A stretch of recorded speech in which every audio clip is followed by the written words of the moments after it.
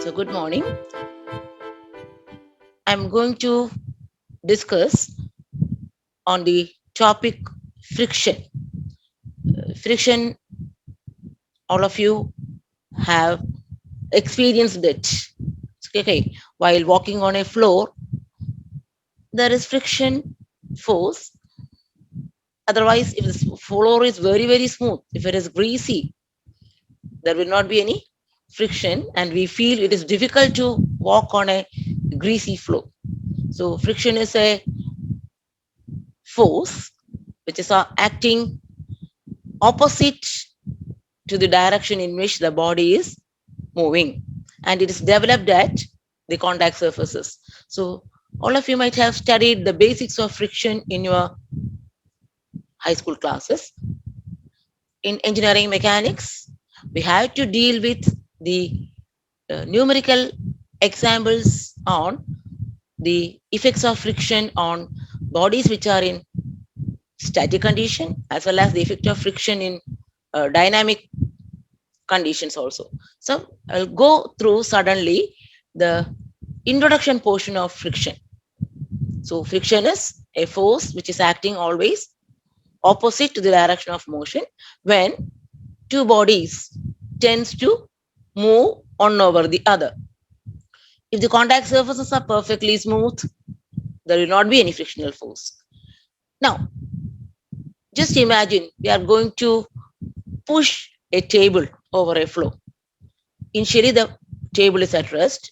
When we apply some force, the frictional force will oppose the motion, and the frictional force will be equal to the applied force. The frictional force always adjusts itself in magnitude corresponding to the force tending the motion. When the force tending the motion increases, the frictional force also increases. So as we tend to push the table, initially the table will not move, the frictional force will increase. Again, we tend apply increase the force, the frictional force will slightly increase, and there will be a stage when the applied force, due to the applied force, the table just starts moving, or it impending motion, it starts motion. Then that value of frictional force, that maximum value of the frictional force when the table is about to move or when the motion is impending, is called the limiting friction. So there is a limit beyond which the frictional force will not increase. The maximum value of the frictional force is called limiting friction, which is the frictional force when the motion is about to start.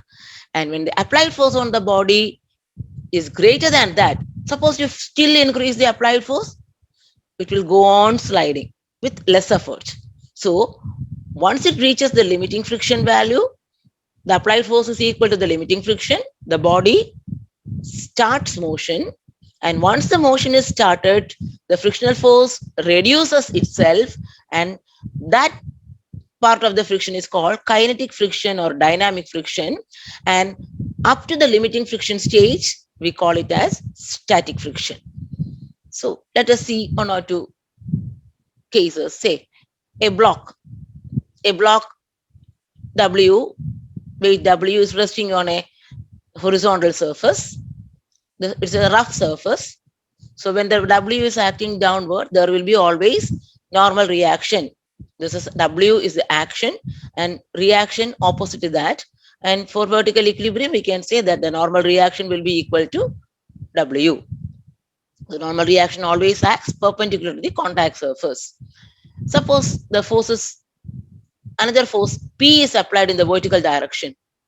If a force is applied in the vertical direction, there will not be any motion in the horizontal direction, isn't it? If you want to make it move in the horizontal direction, we have to apply the force in the horizontal direction. As P does not tend to move the block, in this case, there will not be any friction, but the normal reaction will be taking sigma Fy is equal to 0, or taking the vertical equilibrium, normal reaction Rn will be equal to P plus W. Okay, next case, let's see. Suppose a horizontal force is applied so that we want to move W or have to slide W along this contact surface. Whenever, as long as this P is small, frictional force develops opposite to the direction of motion. This is the direction of motion, and this is opposite to the direction of motion. And as long as P is small, the frictional force F will be equal to P. That is, the friction will be equal to the applied force. This is called the static friction force, and body is called in non-limiting equilibrium. As I have mentioned earlier, as you increase the value of the applied force, there will be a stage that the body just starts moving, or when P is increased, F also increases, continuing to oppose P until the magnitude of friction reaches a maximum value called F max. At that time, the motion is impending. Motion impending means motion starts. Corresponding to the stage when the motion starts, we call the limiting equilibrium. The limiting equilibrium, or we call it as the limiting friction, and the value of the limiting friction is equal to, written as a coefficient mu suffix x. Mu is called the coefficient of friction into normal reaction. So at the stage of limiting friction, maximum friction is equal to mu s into Rn, and that stage where Rn will be equal to W. Rn is nothing but Rn is equal to W. So this limiting equilibrium, mu s, we introduce a new term which is called the coefficient of static friction. So I can repeat once again. We apply a force. As long as the force is small, the frictional force will be equal to the applied force. As the force is increased, there will be a stage when the motion just starts or motion impends, and that stage is called the limiting equilibrium or the limiting friction, and the numerical value of the limiting friction is equal to coefficient of friction multiplied with the normal reaction. Now, the third condition, if the force is further increased, the frictional force cannot balance it anymore. And what happens? The body moves, or body starts to slide. So as soon as the block has been set into motion, the magnitude of friction drops from the limiting friction to a lower value, which is called the kinetic friction force. And I'll represent it in a diagram. Let me show the applied force along the x-axis. The applied force is shown along the x-axis, and the frictional force is shown along the y-axis. So initially, as we apply P, the friction force will be equal to P. So a graph will slightly go like this. As long as the friction force applied is small or less than the limiting friction, the frictional force will be equal to the applied force. So up to this limit. Up to this, we call it as static friction. And this frictional force, once it reaches a maximum value, say this is the maximum value of the friction force, which is called it as limiting friction, the body starts moving. Once the body starts moving, the friction suddenly drops from F max to Fk, which is called the kinetic friction or dynamic friction. And in this portion, the body is set to motion. The body will be moving. And the kinetic friction is almost constant. It's approximately a constant value. So the maximum value of the friction force when the body is in static condition is called the limiting friction. And this much part of during this portion, the body will be in static friction condition, and beyond that, it will be in dynamic friction, or we call it as kinetic friction. Now, you have to see certain definitions connected with this friction. We have defined initially coefficient of friction. You have seen the limiting frictional force is equal to mu times Rn, where Rn is the normal reaction. So from that, I can write mu is equal to F max by Rn, or the limiting friction has the magnitude of limiting friction bears a constant ratio to the normal reaction between the two surfaces. This proportionality, constant of proportionality, is called coefficient of friction. So coefficient of friction when the body is at rest or in static condition is called coefficient of static friction and is mu suffix s. The coefficient of friction when the body is set to motion is called coefficient of kinetic friction or coefficient of dynamic friction and is denoted by mu suffix k or mu suffix d. And we can see that the coefficient of kinetic friction is slightly less than the coefficient of static friction, because the kinetic frictional force is slightly less than the limiting friction value. So that is the first definition: coefficient of static friction and coefficient of kinetic friction. Now let us come to the most commonly used term, angle of friction, denoted by the letter phi. So let us see, this is the a block resting over a surface. So the surface reaction, normal reaction perpendicular to the contact surface, this is Rn. The frictional, if the body is tending to slide in this direction, frictional force will be opposing it. So this is the direction of the frictional force. So this normal reaction and frictional force, we can complete this rectangle, and this represents the resultant of normal reaction and the frictional force. Now this angle, this vertical angle between the normal reaction and the resultant is called angle of friction. So the angle between the normal reaction and the resultant of limiting friction and normal reaction. So the angle between the normal reaction and the resultant at the point of contact is called angle of friction phi. And looking into this figure, we can write tan phi. This is phi. Tan phi means opposite side. Opposite side is F max or mu Rn. Opposite side divided by adjacent side Rn. Mu Rn by Rn. Looking into this figure, we get tan phi is equal to mu, or this is the most commonly used expression. Sometimes you'll be given coefficient of friction. If you want to find the angle of friction, mu is equal to tan phi. We'll be commonly using this, or vice versa. Angle of friction is equal to tan inverse of mu. Just remember this. Mu is equal to tan phi. Another definition is angle of repose. Angle of repose, alpha. Let us see. Say a block is resting on an inclined plane. The plane is inclined at an angle alpha with the horizontal. So all of us know, if a body is in an inclined plane, it has a tendency to slide down.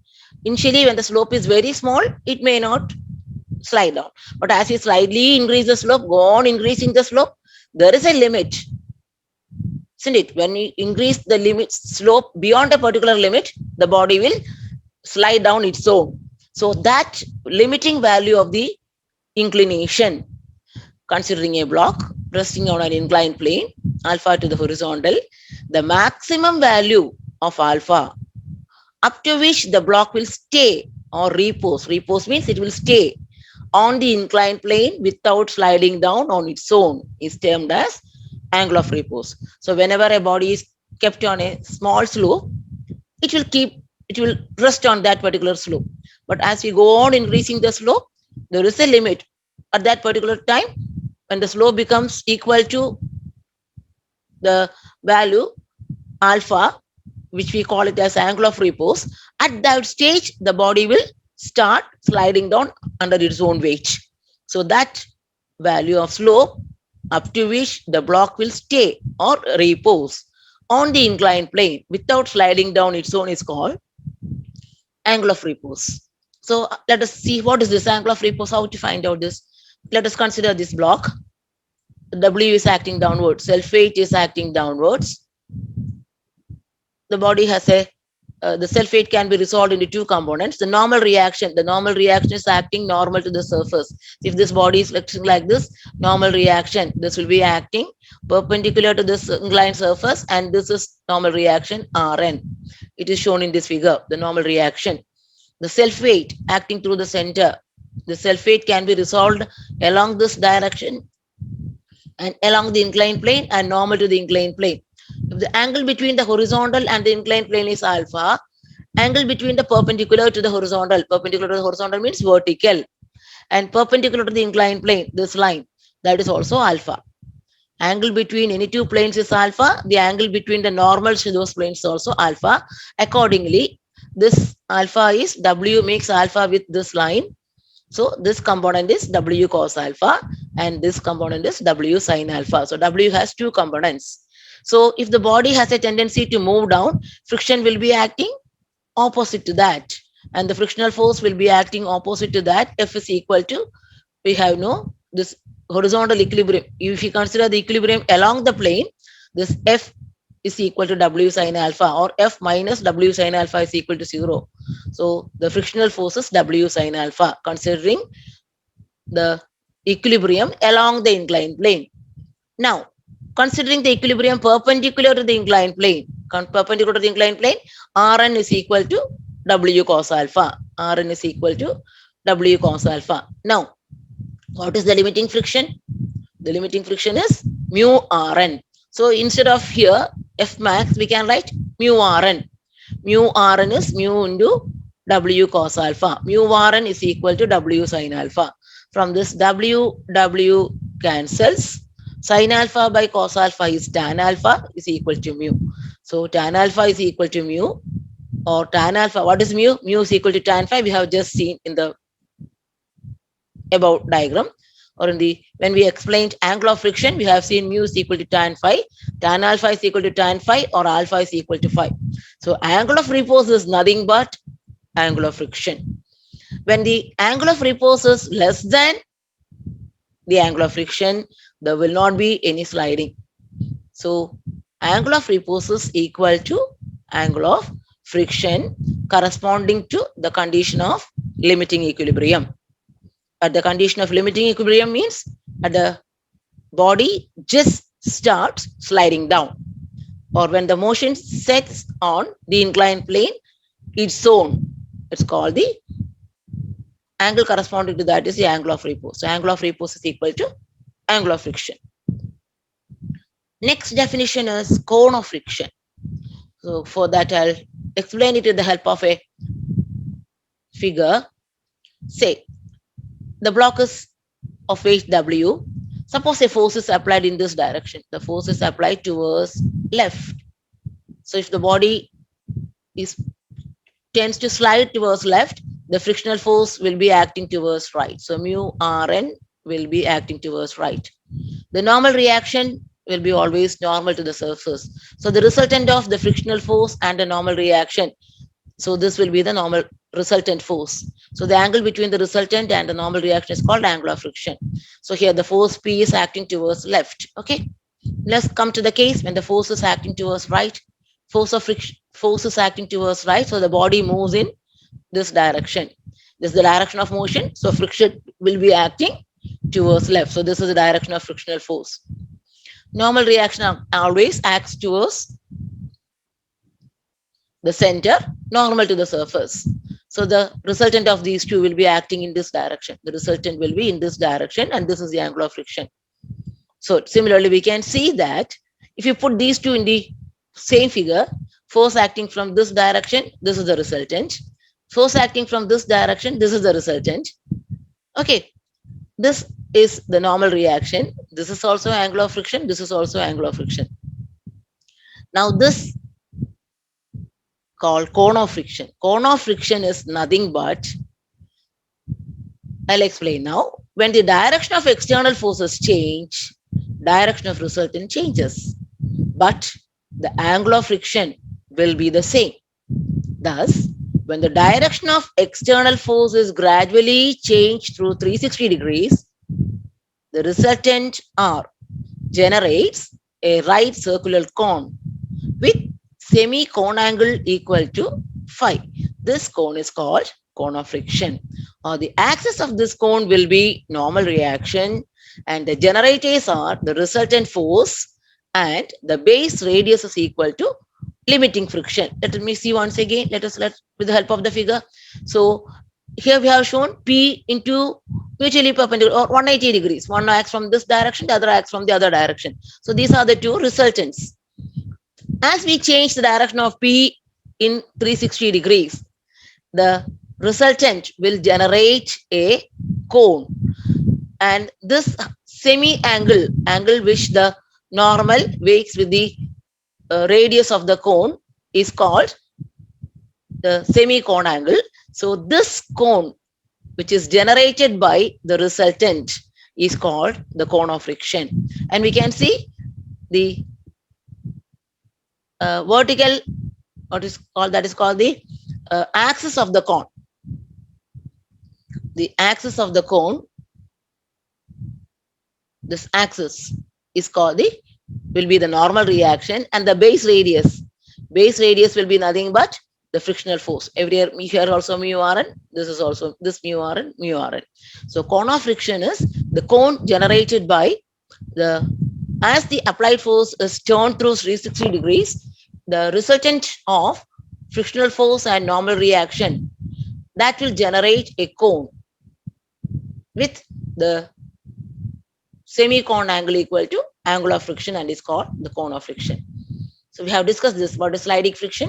When the friction experienced by a body when it slides over the other. When the two contact surfaces are unlubricated, when both the contacts are, for say here, this block as well as the surface, both are unlubricated, there are rough, then we call it as dry friction. When the bodies slide on two contacts, or the surfaces of two bodies in contact are dry, we call it as dry friction. And the dry friction is also known by the name Coulomb friction, and there are certain laws corresponding to this Coulomb's law, friction, which is a commonly asked question in the university exam for 3 marks. And the Coulomb's laws of friction are: first one, the maximum friction that can be developed is independent of area of contact. What is the maximum friction? Maximum friction is mu times Rn. So it doesn't depend upon, the mu is coefficient of friction, which will depend upon the roughness of the surfaces. And mu depends only on the roughnesses of the surfaces, and the normal reaction depends upon the weight of the bodies, or weight of the contact body which is resting over the contact surface, or the sliding weight of the two bodies, and it is independent of area of contact. So first one, you can remember easily, the maximum friction, it depends only on the roughnesses of the surfaces and is independent of area of contact. And when the motion is very slow, the frictional force is independent of velocity. The frictional force is independent of velocity of the contact surface. Then the frictional force is proportional to normal reaction at the contact surface. So these are the three major laws, and the other laws of friction are: force of friction always act in a direction opposite to the direction in which the body moves. It's a known fact. The definition of friction itself is the force acting opposite to the direction of motion. And magnitude of frictional force will be equal to applied force till the limiting friction is reached. And force of friction depends on the roughness of the surfaces in contact. So these are certain terms of definitions to be reviewed before you go into the numerical examples on friction. All these terms are already familiar to you, but since we have to start with numerical examples in the next video, it is just a review of whatever you have studied in your high school classes. Thank you.